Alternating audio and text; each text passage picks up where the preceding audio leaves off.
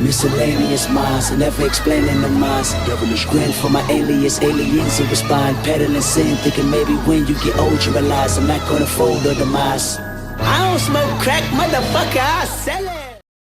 What is going on, everybody? This is the Miscellaneous Minds podcast. I'm your co-host, Pumo El Gato, the cat that hands you your long-lasting relationship back. And to my right over here is the main man who's to narrow the man that makes the fat stacks. Together we form the dynamic duo that won't die. Deadly Andia's brothers and spicier content. There goes OnlyFans. What's going on, everybody? Before we get into tonight's topic, please make sure to like, comment, hate, subscribe, DM us about the bullshit, and with that, let's get right into it. Now, there is a number of reasons that we decided to talk about this particular topic. I've seen it come up on my Facebook a lot, seen it come up on my Instagram a lot, and it seems to be like a hot topic of discussion, so we figured we'd give our take on it. A lot of people are asking, why aren't our relationships lasting like the previous generations? If, you're lucky, your mother and father, grandparents were together 20, 30, 40, 50 years. Now, a lot of people are discussing why in our generation, younger generation, millennials, and so on, why it's basically not the same and what's going on. So we figured we'd discuss a little bit about why we believe that seems to be an issue, and the reality of if we don't change these things, both men and women, things aren't going to get better. Now, the first thing that I wanted to talk about was communication. Now, this is an easy one. Everybody says, oh, communication. That's fine. I have no problem with that. I fully agree that there should be communication in the relationship. The problem that I have that with is it's real easy to tell your partner, hey, look, this is how I want to be treated, and this is what I think you're doing wrong. Those things are easy. For most of us, we have no problem bitching and complaining and talking about the shit that we either want to see changed or the way that we feel we need to be treated. That's an easy one. So I'll be honest with you, when people discuss communication, I think they're only half-assing it, because it's real easy to say that all those things. It's real easy to talk shit, and it's real easy to say, I deserve blank. The second part of communication in my eyes is understanding, because listen, if your partner says, hey, I need blank from you, I need A, B, and C from you, it's really easy to communicate that, but to understand that and really dissect that is really another level above communication. But communication is really the ground base, so to speak, and this goes right on top of that. And here's the thing, I don't see that. I think everybody, especially what I see on Facebook, especially what I see on Instagram, all these social media sites, I see everybody saying, well, I deserve this, I should be treated how I want to be treated, I shouldn't have to change anything about myself, so on and so forth, which is a lot of bullshit. Again, it's great to communicate your needs, it's great to communicate your wants, it's great to communicate all the things that you expect out of a relationship. That's great. Do it. I'm all for it. But along with that, you need to be able to understand your partner. So again, communication and understanding, they both need to be one-on-one. They need to be right next to each other. And if you don't have those things, you're really not going to get anything out of it. Now, apart from that, I think compromise is another big one for me. Listen, the number one thing that our parents, that our grandparents, that they all did was compromise. A lot of people will give a myriad of reasons as to why previous relationships lasted longer, and they'll discuss all the ugliness of stuff, and that's fine. But one thing, especially in the happy relationships, that I've noticed is that they compromise. I'll give you a really good example. Someone that's not directly related to me, but has been like a mother figure to me. I asked her more than a few times, not very recently, but back when I was working with her. I asked her, how have you and your, her significant other managed to stay together so long? And she says, look, there's gonna be times where you guys aren't gonna agree. There's gonna be times where you're gonna say, hey man, I don't like that you put that cup next to the sink instead of putting the cup actually in the sink.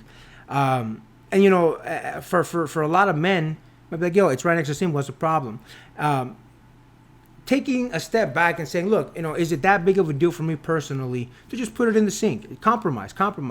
On the same end, on the other end, like for example, I actually saw this example on a comedy show just a couple of days ago, where someone says, look, man, I get home after work, I want to chill, watch some sports, just chill, relax, unwind from the day. And then, and the comedian was talking about how the wife comes in, kind of talks his ear off, blah, blah, blah. Like, listen, I get it, man. You want to spend time with your significant other, so on and so forth. But sometimes we just need that unwinding period. So again, compromise, man, compromise. Everybody is so gung-ho about, I must get what I want. So they don't listen to their partners. They don't compromise, for what their partner wants. And sometimes what I may be asking of my partner may be difficult for them to give me because of whatever trauma they have, whatever BS they got going on, whatever they're dealing with mentally.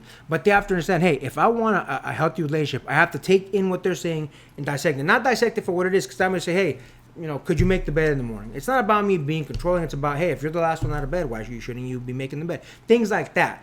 I'm going to keep going on about a couple different things, but I'm going to let my man also jump in and kind of give a little bit of what he believes as well.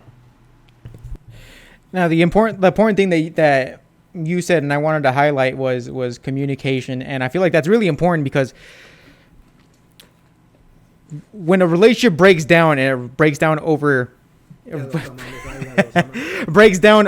I guess personal icks, and not even just icks, but actual problems that the other person has with one person doing the other thing. Like the dishes, that's a minor thing. I actually give you a great example of actually somebody that I actually had a recent dinner and conversation with. So I was having lunch with this person. I was catching up, and they were basically talking about their current relationship with their boyfriend right now. And I asked them, how are you guys? And she was basically saying, he brings out the best in me and he brings out the worst in me. And I was like, okay, bring out the best, cool, but how does he bring out the worst in you? And she said something along the lines of, okay, we basically know how to push each other's buttons, and we don't necessarily stay for long. And I'm like, how often do you guys like fight and or break up? And she was like, we basically get back together like every other weekend. So basically we broke up for like about a week, and then we're back into it again, which mystified me. I'm like, all right, what exactly caused you guys to keep doing this? Like, why do you keep breaking up and then coming back together? Like, what's the catalyst for all that? And it all basically boils down to both of them have people from their past lives that the other person doesn't exactly feel comfortable with communicating. Boyfriend has suspicions that this person, that their girlfriend, the person that I was talking to, had relations with some of the past people that she was conversating with. And the same thing for the exact same situation on the other end, where the girlfriend, the person that I was talking to, felt like their boyfriend was talking to women that he had probably be in a relationship with, or even talking to women in general, which he feels insecure about, and likely the other opposite end of the spectrum, the man feels insecure about. Listen,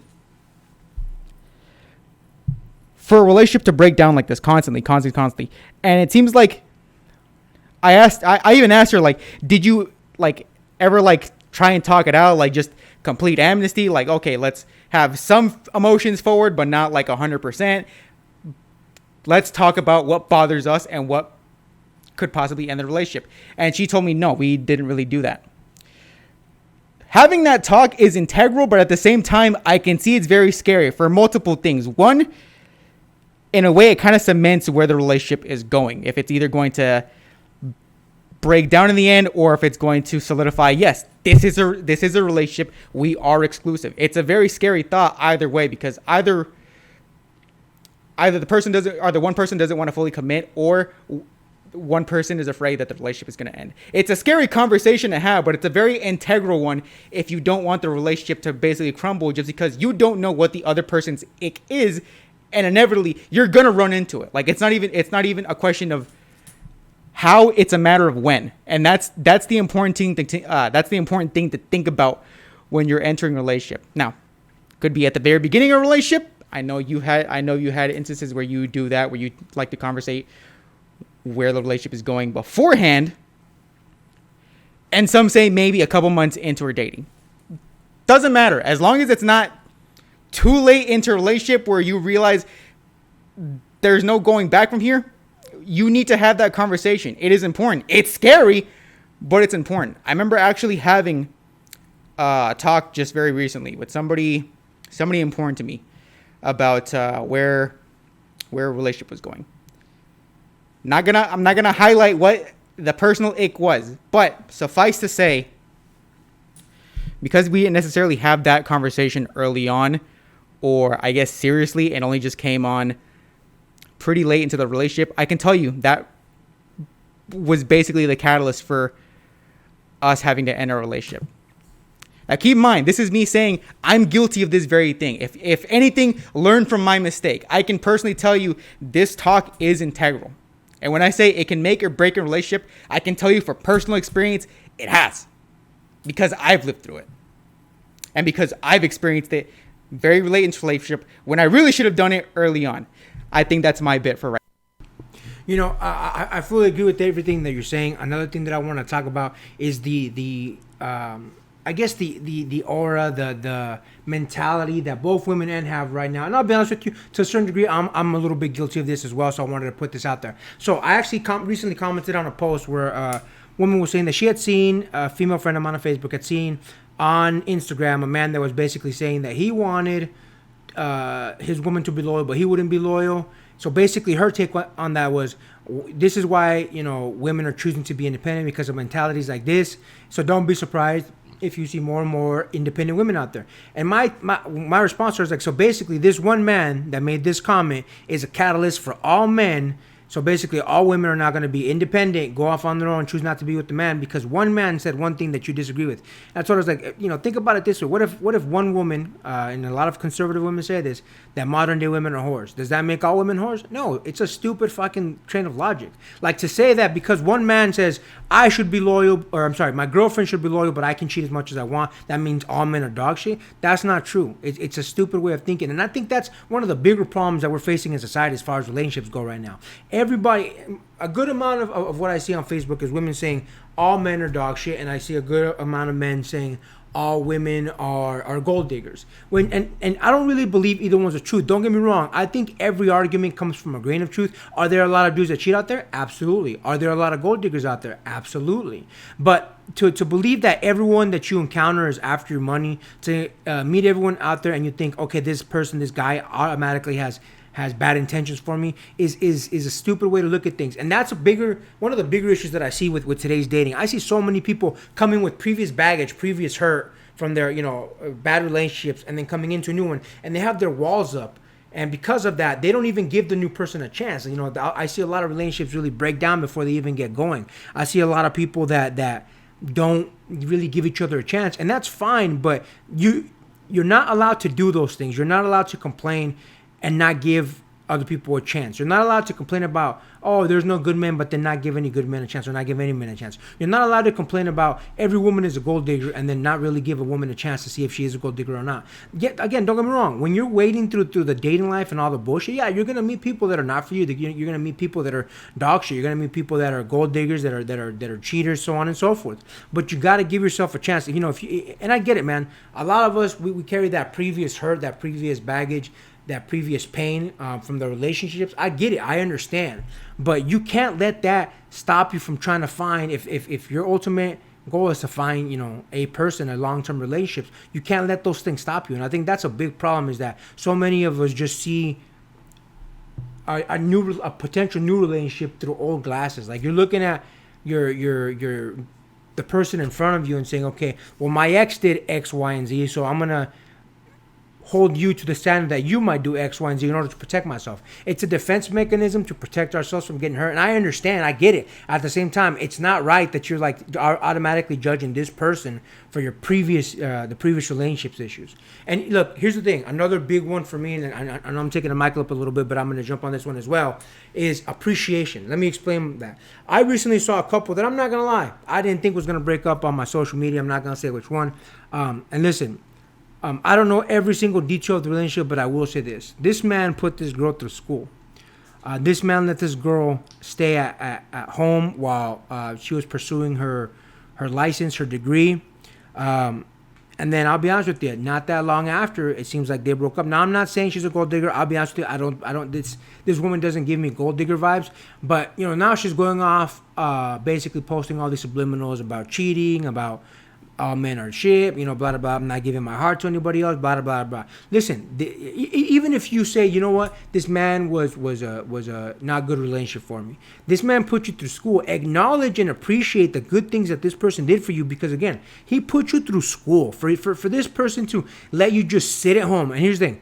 She admits she was sitting at home while going to school. She was chilling. She would post daily pics about her day drinking. She'd post daily pics about, like when she was in school and she had like a glass of wine with her, like all this type of stuff. So again, let's say this man was an absolute dog shit as part of the relationship. This man was at least good because he let you take it real easy, real easy while you were going to school, and he took care of everything else by her own admittance. So that's another big one. I feel like we really don't appreciate each other anymore like maybe our grandparents did. Like, you know what? I remember before my grandfather passed away, my grandmother, every morning, my grandpa was a big reader.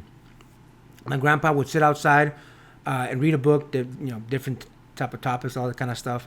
And I remember my grandma would always warm him up a cup of coffee, bring it out there to him, and it was like their daily routine. I think that, unfortunately, that sort of small thing, appreciation, doesn't exist anymore. again, putting someone through school to me is a pretty big thing. That's not just a, oh, here's $5 or here's a cup of coffee. Like, that takes effort, that takes time, that takes dedication. Now, I don't see those same gestures anymore because everyone's so focused on themselves. So appreciate the person that you have. Appreciate the little things that they do for you. Because trust me, when they're not there, you notice them. When all of a sudden you're doing those little things on your own, it's noticeable. I'm gonna pass it over to you, my man. See if there's anything else you want to add. Yeah, there was actually something I wanted to jump on, and it was a comment you made about emotional walls being put up, and I remember. The person that I was having dinner with, they actually said the same thing about why their relationship was failing with their man, and she said particularly she puts up an emotional wall for understandable reasons, but there's fault on both sides. But I did tell her it is kind of interesting because it seems like a lot of people do this. Whenever you put up an emotional wall, it's just as much a defense. It's just as much as an offensive tactic as it is a defensive tactic. Because you're already looking at this new person, who you didn't have an experience with, who you were just entering a relationship with, viewing it in the same type of pattern that you previously had with your other relationships.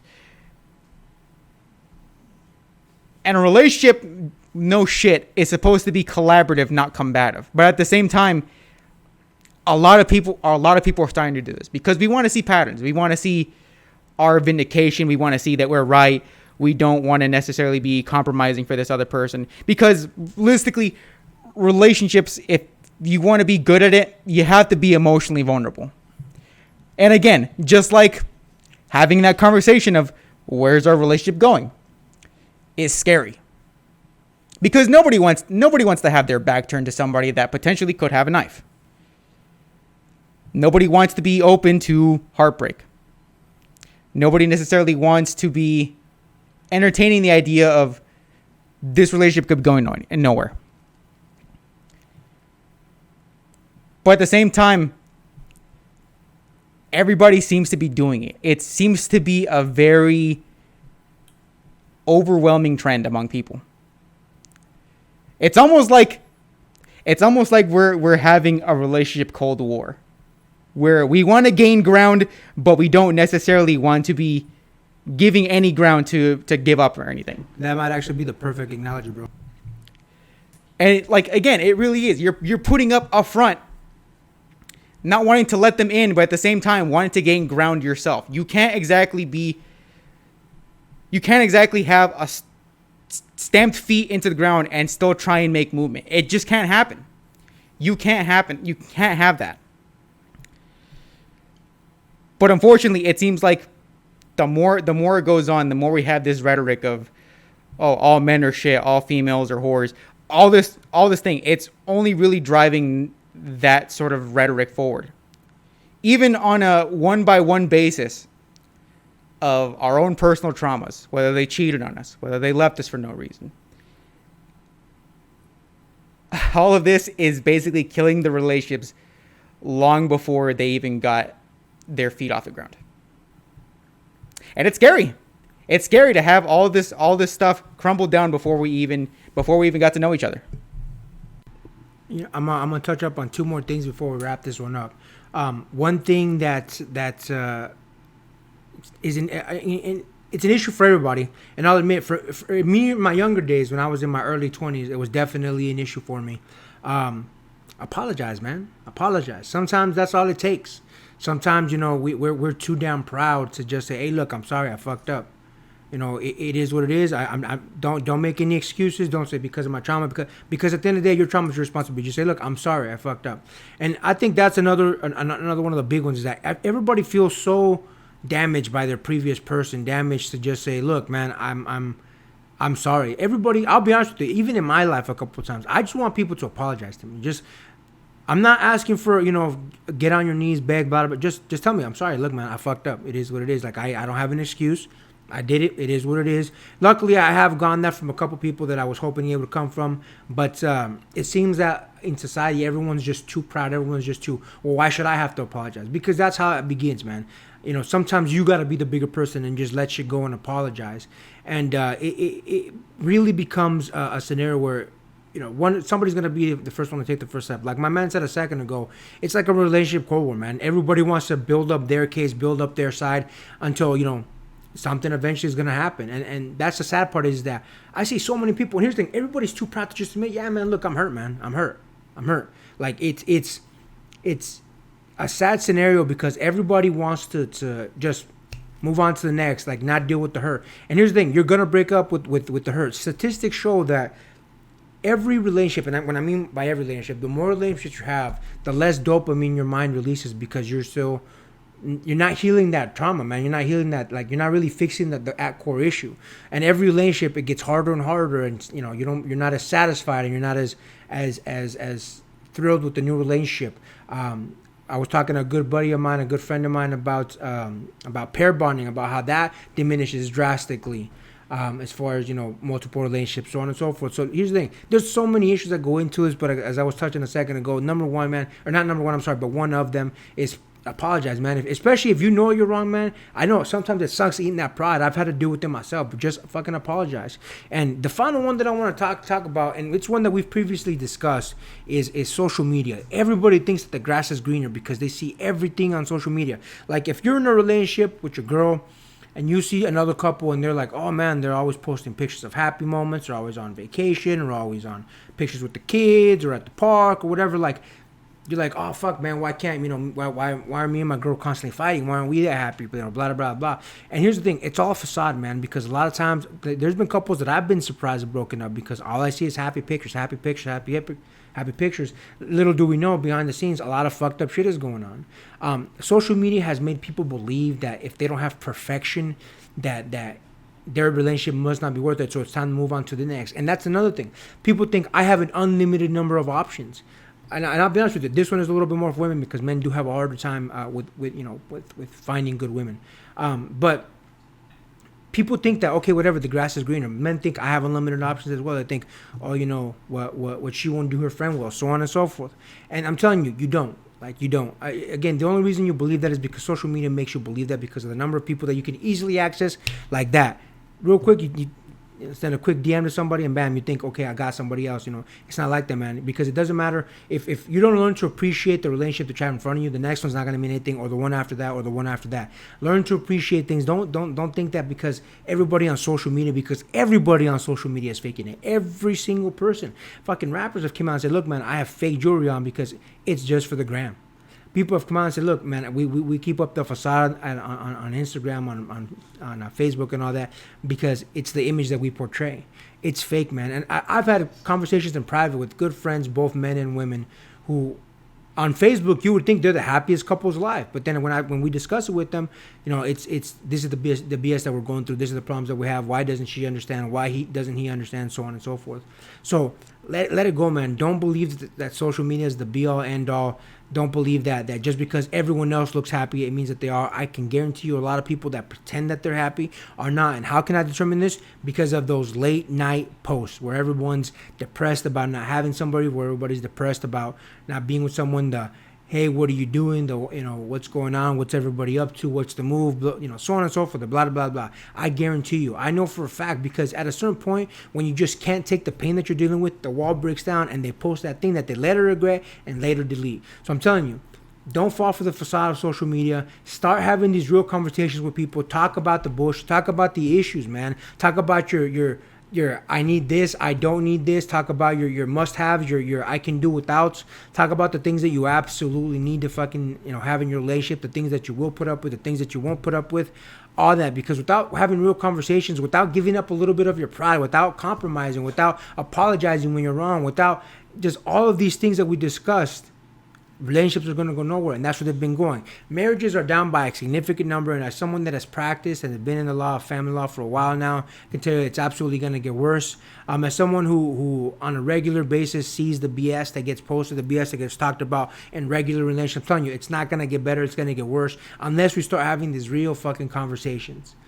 Before I sign off, is there anything else you want to add to that, my man?